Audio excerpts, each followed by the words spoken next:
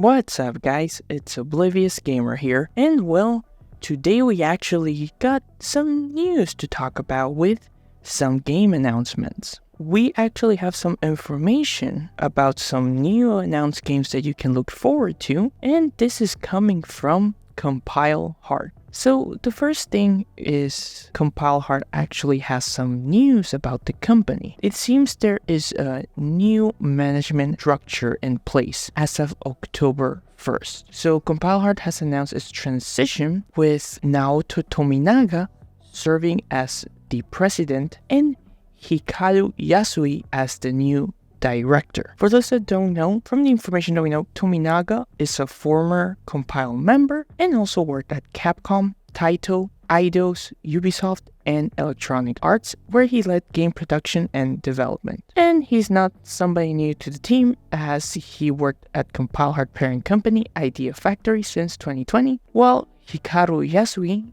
he previously worked on a number of RPGs and simulation games as a producer at Sting. After leaving Sting, he did work in the social game industry before joining Idea Factory in 2020, where he recently was the producer and director for both Neptunia Sisters vs. Sisters and Neptunia Game Maker R Evolution. So some shake up there in the company. It could be a good thing, it could be a bad thing. It's only time will tell. Sometimes a change in management can be a good thing if the right people are there. They can help breathe new fresh air. They could moralize the team. At the same time, if the wrong people are put in charge, this could lead to disaster. So we really won't know until some of these games are out what is the direction.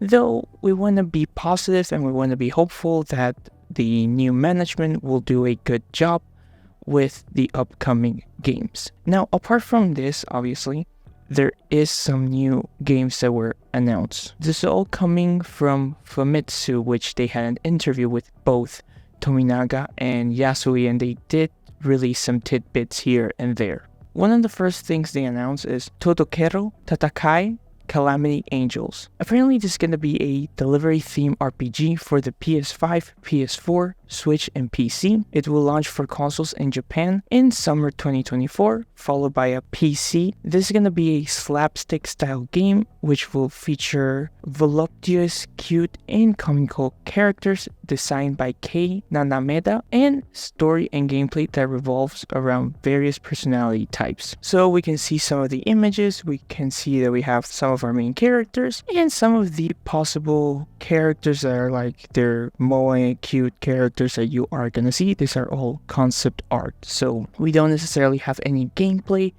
or anything to look by, but possibly as we get into 2024, you will be able to see more about this game. The next game they announced is Tohou Spell Carnival, which is described as a tactical RPG, and it's apparently a cooperation development that they're doing with Sting. It's gonna come for multiple platforms sometime 2024 in Japan. The story revolves around a 30-day spell card battle in which many characters participate, with battle and story parts alternating. The game will combine the bullet hell of shoot-'em-ups with tactical battles. This includes incorporating elements from shoot-'em-up games such as high power bombs, and the battles are going to be in real time.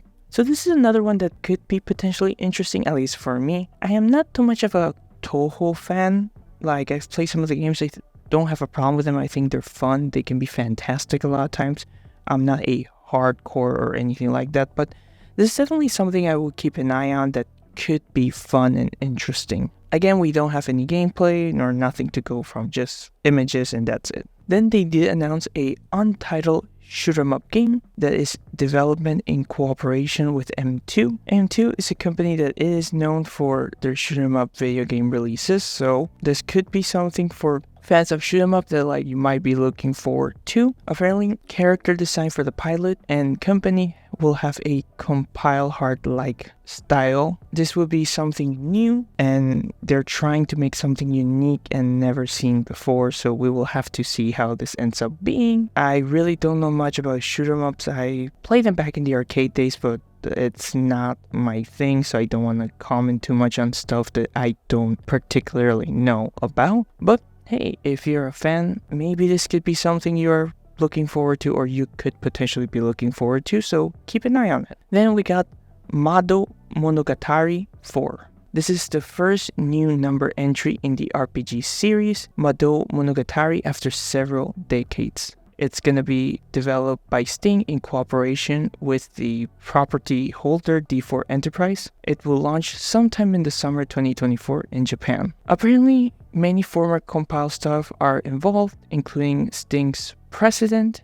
Sega is also cooperating, allowing the use of familiar characters such as those from Puyo Puyo. So from my understanding, from what I remember, Madou Monogatari was kind of like a first-person dungeon crawler role-playing video game, so it's been quite a while since we've had one. Like, when was the last one? Like 2005 maybe? So this is going to be something interesting to see what it ends up becoming and what direction they end up going with. But the fact that Sega is jumping on them, that's actually pretty good. I mean, for those that don't know, the characters from Madou Monogatari, if I'm not mistaken, would eventually later be used for Puyo Puyo. So hey, if this is something you enjoy, definitely keep an eye out. Again, we don't have a lot of footage or anything for this, so it's just pure images.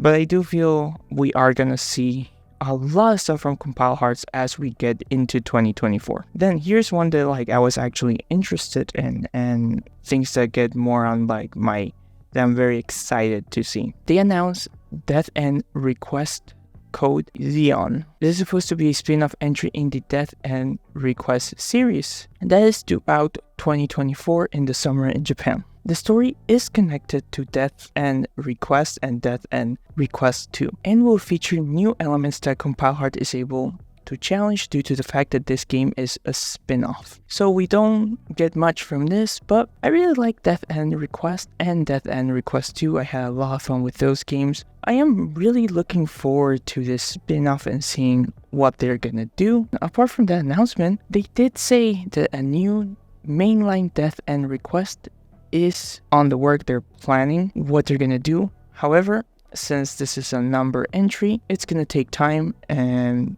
don't expect to hear about it until after Death End Request Code Xeon comes out. So the spin-off will be their priority, and then they will be 100% on the mainline. And also, something that I think a lot of fans are wanting and hoping and expecting, they did mention about a mainline Neptunia game, which it's been a while since we've got one. I know a lot of people have been wanting one, and we keep getting spin-offs, but they did mention that a new number entry for the Neptunia series is in development. This is one of Compile Heart's flagship series and one that's very well known. However, the company's taking its sweet time to develop. It seems now that they have an idea of what they want to do, and the direction has been finally decided of where they want to take the game. So things are starting to ramp up. So that's a good thing that they go and, hey guys, we kind of have now an idea. We can start moving forward. So maybe in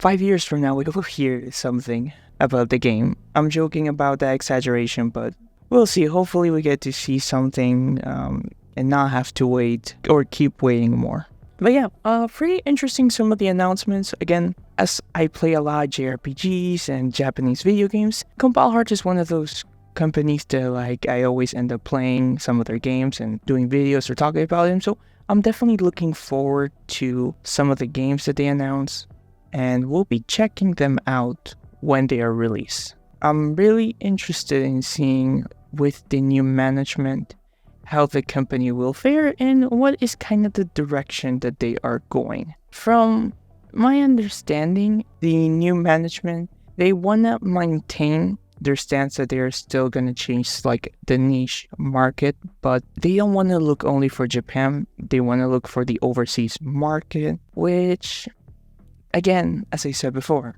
could be a good thing, could be a bad thing, depending on if you have the right person or not. Because I think there's something from Western fans that they love about Compile Heart, and probably those fans wouldn't want to see too many changes just because they want to appease the overseas market. So we will have to see how they manage that and if they're able to manage it correctly. Of course, people want to see their games here in the West. People want to see support. People want to see new ideas, new stuff. But I also think they don't want to lose what makes compile art games interesting or fun for them, for the sake of like, oh, let's try to chase the overseas market and lose what makes compile art itself. Like I said, only time will tell, but let's try to be hopeful, let's try to be positive, let's try to be that this is going to be something good and we have some games to look forward to. As always though, it's not just about me.